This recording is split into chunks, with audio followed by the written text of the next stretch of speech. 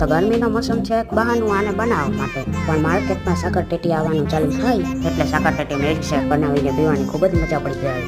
તો ચાલો બનાવવાનું ચાલુ કરીએ સાકરટેટી મિલ્કશેક. તો સાકરટેટી મિલ્કશેક બનાવવા માટે ભરતી સાકરટેટી લીધી છે, તેને છરીની મદદથી આ રીતના ઉપરના છિલકા કાઢી લેશું, જેથી સાકરટેટી મિલ્કશેક બનાવતી વખતે સાકરટેટીના છિલકાનો સ્વાદ મિલ્કશેકમાં ના આવે. તો આ જ રીતે સાકરટેટીમાંથી બધા છિલકા અને બિયા કાઢીને રેડી કરી લીધી છે. હવે સાકરટેટીના નાના ટુકડા કરવાના છે, તેના માટે છરીની મદદથી આ રીતના પેલા ઊભા કટ લગાવશું.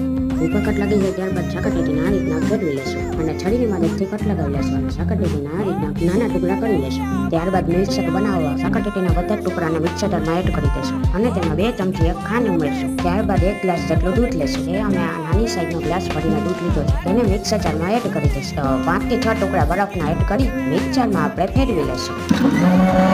જતા સાકરટેટી મિલ્કશેક રેડી થઈ ગયું છે. આ મિલ્કશેકને તમે બનાવીને પીશો તો મોજીટો તથા બીજા મિલ્કશેકને તો તમે ભૂલી જ જશો.